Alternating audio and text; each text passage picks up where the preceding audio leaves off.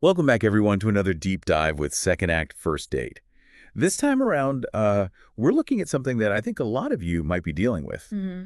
and that's keeping that romance alive, Yeah. as we get a little bit older, especially after 40. It's a question I get asked a lot these days. Yeah, so to help us figure this out, we're going to be looking at a blog post called Rediscovering Romance, Date Night Over 40. And it's from a website called Let's Talk. So, I mean, think about it. Once you hit 40, everything's kind of humming along, right? Your career, the kids are maybe moving out, new health challenges pop up. It's easy to let romance sort of drift to the back burner. It's funny because it does seem like those hallmarks of success, right? The stable career, a family, those things, they can actually start to shift the dynamics in a relationship. Yeah, it's like all of a sudden you're juggling a million things, and that connection you used to have starts to feel a little shaky. Right. So, how do we keep it from, completely falling apart? Well, this blog post dives right into this idea of date nights. Date nights. Exactly. And it's not about, fancy dinners or anything like that. It's about really setting aside that time to reconnect and remember why you fell in love in the first place. But doesn't that feel a little forced? I I mean, shouldn't romance have some spontaneity to it?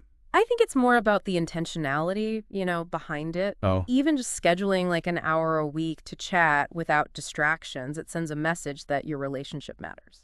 okay, so maybe date night doesn't always have to be this big formal thing. Yeah. But how do you keep things fresh, especially after you've been with someone for so long?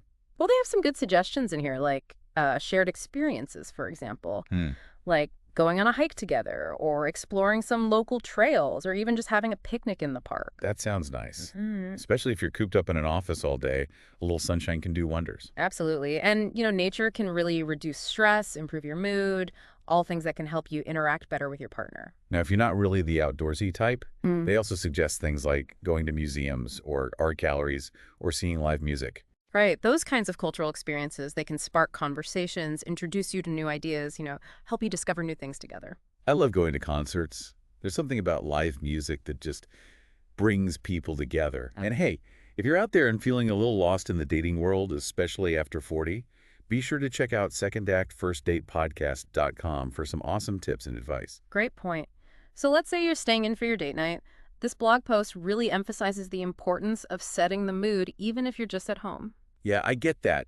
Soft lighting candles, maybe a playlist that brings back some good memories. Exactly. Engaging all the senses. Hmm. A familiar scent, like lavender or vanilla, can really enhance those feelings of romance and relaxation. It's all about making your space feel like somewhere you can really connect with your partner. It's like creating your own little love nest right in your living room. Exactly. But I gotta say, even with the perfect atmosphere, sometimes it's just hard to have those deeper conversations.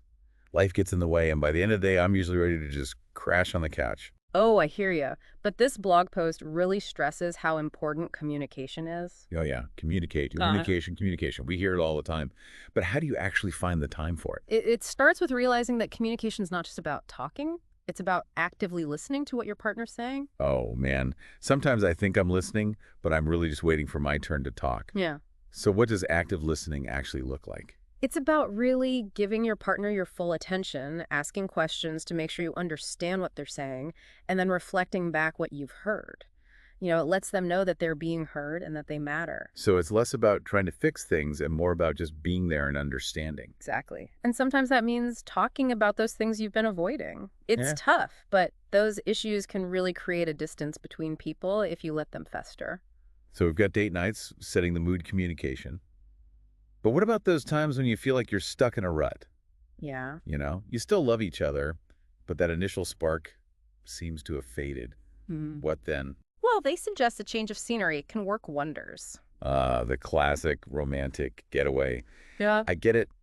Getting away from everything and experiencing something new together can really bring back that excitement. Travel lets you create new memories together, try new things, and see different sides of each other. Whether it's a weekend trip or a big adventure abroad, stepping out of your comfort zone together can really strengthen your bond. It's funny how even the little things that go wrong on trips, like getting lost or dealing with a delayed flight, those can actually bring you closer together. It's about facing those challenges as a team and coming out stronger on the other side. Plus, you get a good story to tell later on. Yeah, exactly. It's not about having a perfect trip. It's about embracing the journey together. Now, let's be real. Mm. Not everyone can just jet off on vacation whenever they want. What are some smaller ways to kind of shake things up and bring that excitement back? Well, they talk about trying new things together.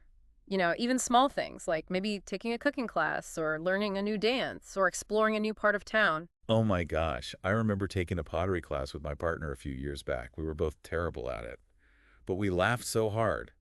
It was a great way to just bond and have fun. That's a perfect example. Yeah. Even if you're not good at something, trying something new together can be a really great way to connect and get closer. It's Mhm. all about pushing your boundaries and seeing new sides of each other. It reminds you that you're not just partners, you're also, you know, playmates and adventure buddies and, well, a little bit silly sometimes. Exactly. But what about those deeper issues?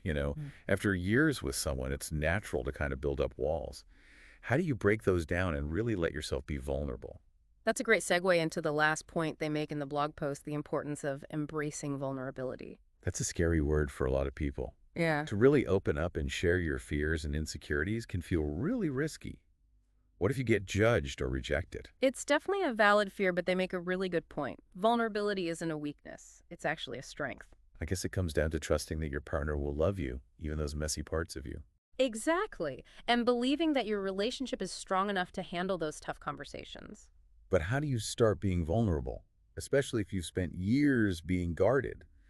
Do you just announce your deepest fears over dinner one night? It doesn't have to be a big dramatic thing. It can be as simple as sharing something you've never talked about before or telling your partner about your hopes and dreams. Okay, so small steps, building trust over time. Exactly. Creating a safe space where you can both feel comfortable being yourselves, flaws and all. It's like realizing that real intimacy isn't just about sharing the good times, it's about letting someone see the behind the scenes stuff too. Right. And when you do that, you give your partner permission to do the same.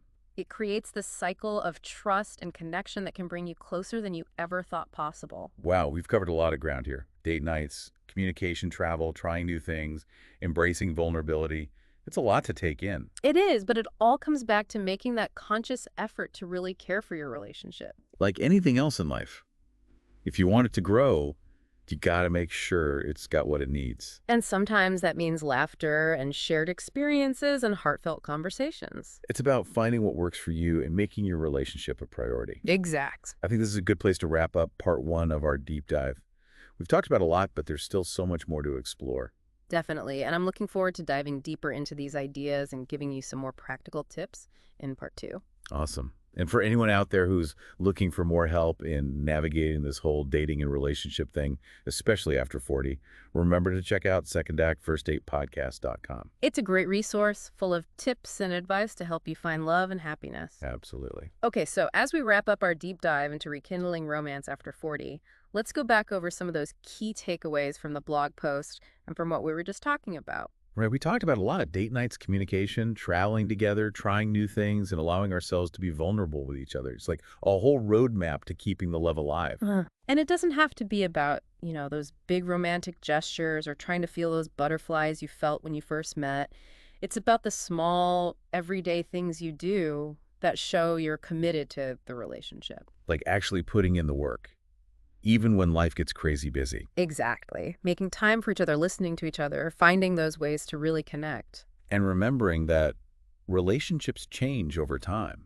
What worked 5 years ago might not work today, and that's okay. It's about adapting and finding new ways to meet each other's needs as things change. One thing that really stuck with me from the blog post was this idea that romance isn't a destination, it's a journey. I love that. It's about embracing it, all the ups and downs, the challenges and the victories, and growing together through all of it. And finding the humor in it all, right? Like that pottery class I took with my partner. We were both terrible, but we still laugh about it to this day. Laughter is so important in a relationship. It can relieve tension and lighten things up when things are tough. It reminds you of the joy you share together. It's like hitting the reset button for your soul. Absolutely. Right. And as we get older and life gets more complicated, that ability to laugh together is even more precious.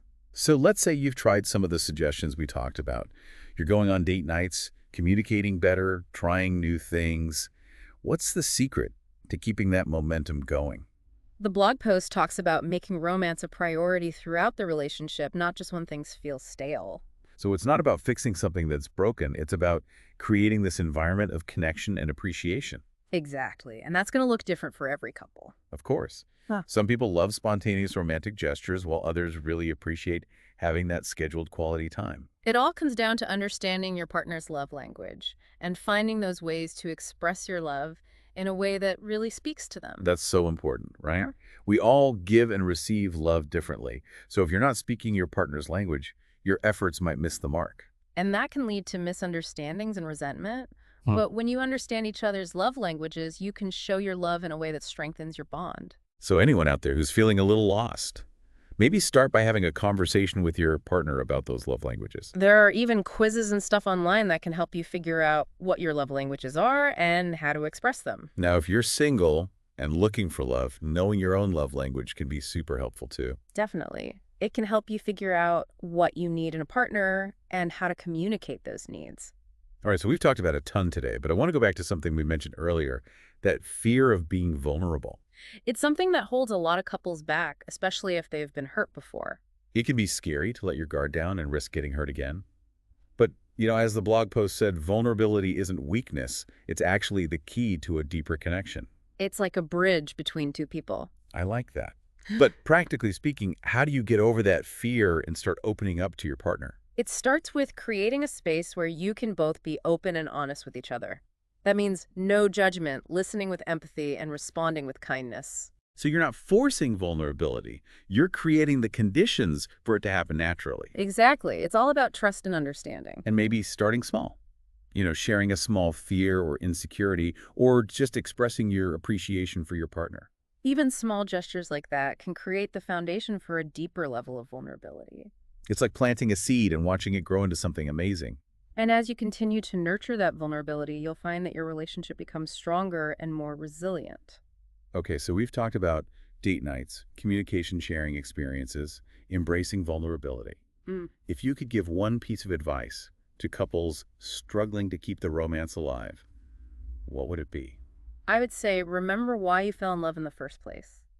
Think back to those early days, what attracted you to your partner, what you dreamed about together, what made you laugh, and then find ways to reconnect with those feelings. It's like hitting the refresh button on your relationship. And remembering that romance isn't something that just happens. It's something you build together day by day. It's a collaboration, a work of art you create together. And even if you've been together for years, there's always something new to discover about each other and about yourselves. I love that. It's like a never-ending adventure. Speaking of adventures, if you're looking for more guidance on this whole dating and relationship thing after 40, make sure to visit secondactfirstdatepodcast.com. We've got tons of resources, articles, stories from people just like you who are navigating this stage of life. Because remember, you're not alone on this journey. It's a journey worth taking with all its ups and downs. Well said. Absolutely. And sometimes those detours, those unexpected turns, they can lead you to something amazing. Exactly. It's all about going with the flow and being open to growing along the way. And maybe a little sense of humor helps too. Oh, definitely. A good laugh can do wonders for a relationship, especially when things are a little rough.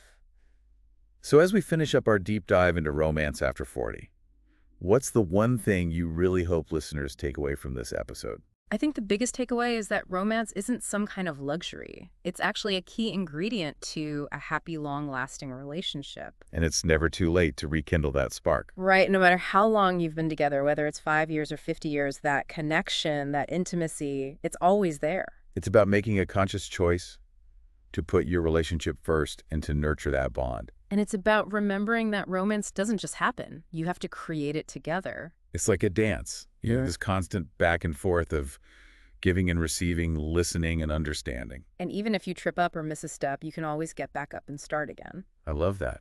It's about accepting those imperfections and finding the joy in the journey. And if you're feeling lost along the way, remember there are so many resources out there to help you. Absolutely. For more advice, tips, inspiring stories from people who are navigating this dating and relationship world after 40s, be sure to check out secondactfirstdatepodcast.com. There's a whole community of people out there just like you who are embracing this part of their lives. You're not alone on this journey, and we're here to support you every step of the way. Well said.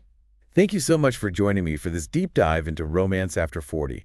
I hope you found it helpful and maybe even a little inspiring. It was my pleasure. And to all our amazing listeners out there, thank you for tuning in to Second Act First Date, Over 40 and Awkward